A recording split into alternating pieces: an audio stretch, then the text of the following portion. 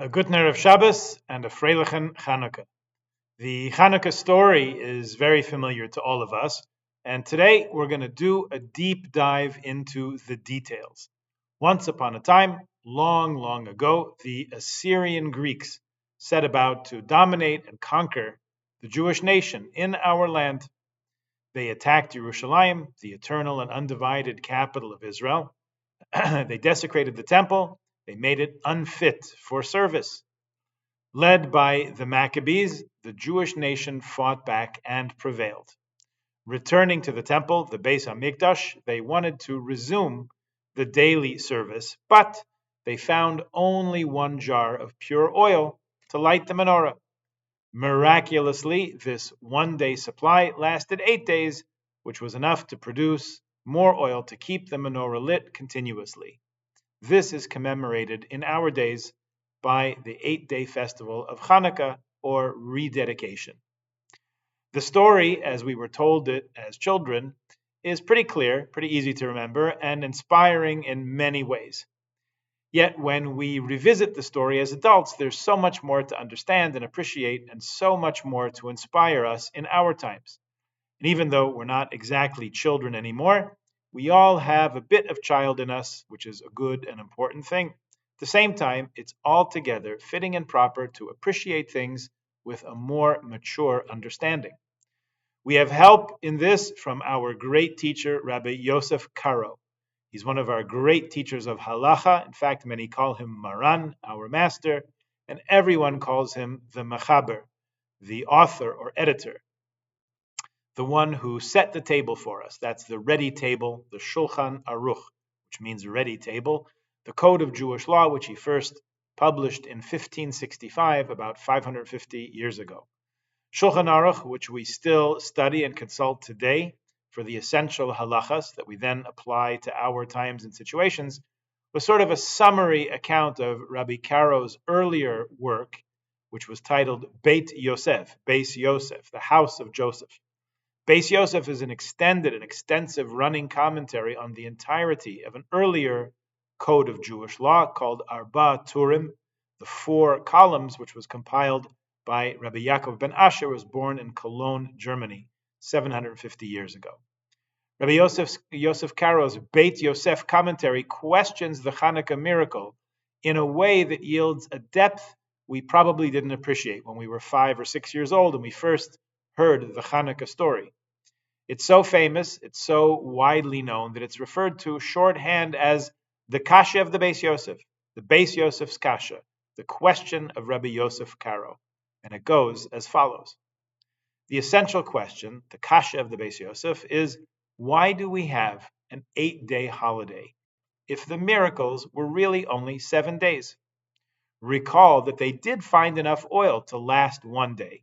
So that oil burned just as you would expect. The miracle was the subsequent 7 days when they were making new pure or tahor oil. So really the celebration should be 7 days, not 8 days. Okay, seems like not the most complicated question, right?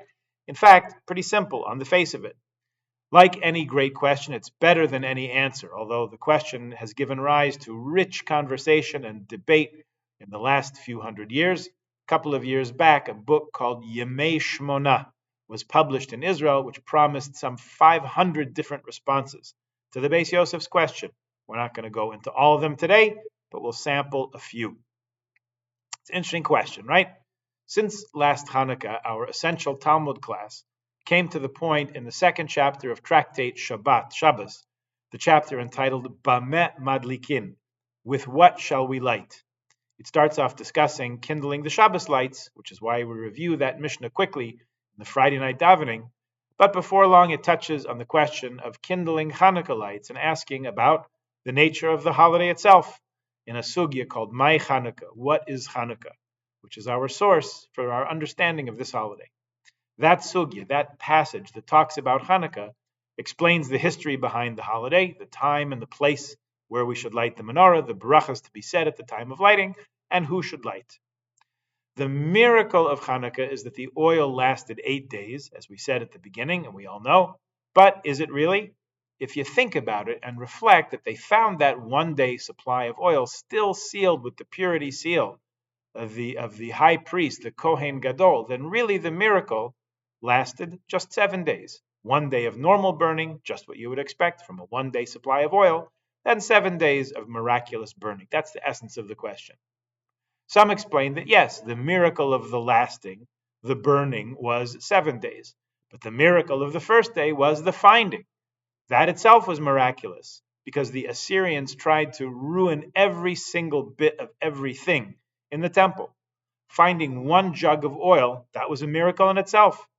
Another answer given by some wise guy is that this bottle was sealed with the hechsher, the kosher symbol of the Kohen. The miracle was that everybody held of that hashgacha. It was acceptable to everybody.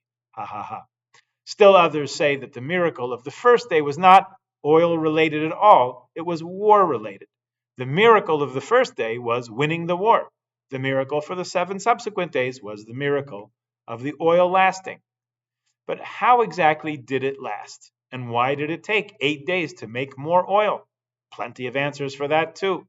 Second question first. Why 8 days to produce a new supply of pure olive oil? Some say that the place where oil was produced must have been 4 days away from Yerushalayim. So a round trip there and back with a new supply of oil would take 8 days. Okay, Israel's really not that big. And only nowadays with traffic does it feel like it takes 4 days to get anywhere. A better answer might be this. Remember that the fighters in the battle, the Maccabees, were Kohanim. No doubt there was bloodshed, there was death, which would have made these soldiers tamei meis, ritually impure themselves, having been in contact with dead bodies. How long does it take to purify from tumas meis, from the death, the impurity that comes with being in contact with death? It takes 7 days, with the procedure of sprinkling the ashes of the red heifer, the para aduma, going to mikveh. It's a whole thing. So 7 days to become pure, plus 1 day to produce and bring the oil. Even I can do that math. 8 days. That seems like a reasonable answer about the time that it was required to obtain new oil. Now, while they were off on that journey, that errand making new oil, how did the 1 day of oil supply last? Another good question. Put yourself in the position of the Maccabees, the Hashmonaim. You win the battle. You regain control of the temple. You want to start things up again. Lighting the menorah, top of your list. But there's only 1 jug of pure oil. You know that it's going to take 8 days to get new oil. We just explained some possibilities as to why. So what do? Do you light all the oil that you have and hope for the best? Why not save some for later? In fact, why not save 7/8 of it for later? Just put 1/8 in it for now, and you'll do that each day while your supply chain issue gets resolved. Good idea? That's one proposal to the question. They poured from the jug, from the pure jug of sealed oil. They put 1/8 of the oil in, and it burned all day, not just for 3 hours as per nature it should have. Problem with that answer is in halacha, there's a detail about the temple service. All the vessels have to be filled to the fullest. You couldn't use a half measure or a half a spoon, a half a jug of anything. Every service vessel in the temple had to be filled up to the top. Okay, this was difficult times, but still, better than nothing, you decide. So even if they did fill 1/8 of the menorah cups with oil each day, then indeed, every day was a miracle, just the same as the next. But if they didn't, and they followed the rule of fill her up, then the next day was or was not a miracle. Well, depends on what happened next. What should happen is this. You fill up the oil, you light the lamp, and the oil burns down. The next morning, there's half the oil, and by the next evening, 24 hours after you lit, it's all used up, all burned down to the end. So maybe the oil-related miracle on the first day was that the oil burned, but was not consumed. Remember the burning bush? It says clearly in the verse there, "V'hasneh einenu ukal." The bush burned, but it was not consumed. Maybe the same thing here. The oil burned, but it wasn't consumed. The next morning, they came to look in on the menorah. It was still burning as they hoped, but the oil level was still up to the top. It hadn't gone down overnight since they'd kindled it. So that is a first day oil-related miracle, if there ever was one. There's another variation in there that says that they poured from the jug of oil, they filled up the menorah, and when they looked in the jug, it was still full. Another variation. Yet another variation on this, a little bit harder to picture, but still amazing. Maybe the oil burned at 1/8 its normal rate, so that one day's supply would last for 8 days. This would mean that halfway through the first day of kindling the menorah, you filled it up, and you would expect that half of the oil would be gone overnight by the next morning, which is the natural way. But actually, 1/2 of 1/8 was consumed, 1/16. You'd have to get your compass and protractor to measure that, the extent of that miracle. But even a small miracle, it's a miracle nonetheless, right? We'll take it where we can get it. Or even 1/16 more miraculous, the light burned, but the oil wasn't consumed at all, like we said. Whatever answer you give to that quandary, you're going to have a problem to say that the 8th day was a miracle. Either the menorah or the jug was still full, and you surely had enough oil to burn for the 8th day, for one more day, or you had 1/8 of the normal supply of oil left, which by now you know is for sure enough to last one day. So maybe the first 7 days were miraculous, but the 8th day was obvious. We're back to the question of the Beis Yosef. Every question has an answer. Every answer has a question. With this answer to the miracle question, we raise yet another question. The mitzvah to light the menorah is with shemen zayit zach. It says pure olive oil. It does not say light with miracle oil. So what's the difference between olive oil and miracle oil? Can you even tell?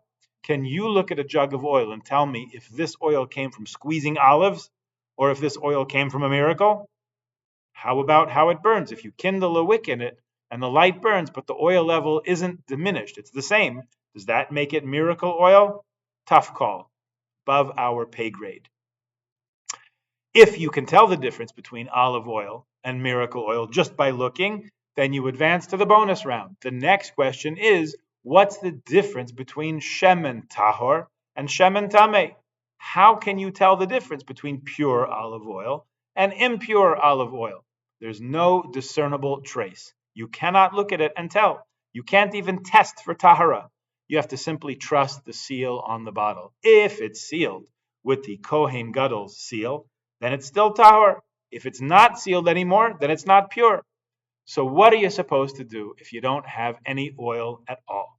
Let's say they had looked high and low everywhere, the supply cabinet, the milchik kitchen, and they found not one bottle of olive oil, they found 0. What would our heroes, the Maccabees, have done then? Thankfully, we'll never know. But they might have thought to rely on a view from the Gemara in Pesachim, which argues that Tuma Hutra B'tzibur, that in a case of public need, in other words, for temple use, impure oil can be used if no pure oil was to be found or none was available. Others read this rule as Tuma Dechuya B'tzibur. It's temporarily suspended. The ideal is still to use pure oil, but others say that when you're starting anew, it must be pure, and the temporary permission to use impure oil cannot be relied upon. There are a lot of times in life, in our individual lives, the life of the Jewish people, even the community of us that lives in Israel, where it's hard to know what to do. There's a lot of calculation and reckoning that goes into trying to decide what is the proper course of action.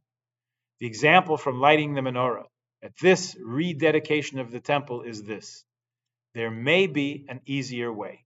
There may be a permissible way to do things that's not exactly as kosher, not to the same standard, but it can be allowed, given extenuating circumstances. And yet, at the time of the Chanukah miracle, they appreciated their miraculous victory in war, the miraculous finding of just enough oil, even though the path forward from that point wasn't clear. What would they do the next day? But that day, those who chose to light the menorah using only pure oil that was produced with the highest standard of ritual purity, they carried the day, and it lit the path for those who would come after them and answer the challenge in each and every age and every moment above and beyond the call of duty. God continues to sustain us above and beyond all rules of nature and politics and history, and we continue to do whatever it takes, even above and beyond the minimum required, to continue to illuminate the world, even when it seems that we might soon run out of oil. Somehow, enough is always found, and somehow it always lasts. May it continue to be so until the world enjoys full and complete illumination with the light of purity and holiness. And may this Hanukkah in particular surprise us with many miraculous delights, like in the past few weeks when we've witnessed the utter downfall of the Syrians without Israel having to lift a finger. The greatest of all miracles and blessings would be peace. May we see it in abundance in these days. Good Shabbos, Chodesh Tov, Happy Chanukah. This coming Shabbat in Shul, we will bless the new month of Teves, which is going to be next Tuesday and Wednesday. Rosh Chodesh will be Tuesday and Wednesday. The Moilad, the reappearance of the moon in Jerusalem, the eternal and undivided capital of Israel, will take place Monday night at 5:33 p.m. with 16 parts. Die Moilad wird sein Montag bei Nacht, 33 Minuten nach 5 Zeger mit 16 Chalakim. A good Shabbos, a Freilichen Chanukah, a guten Chodesh.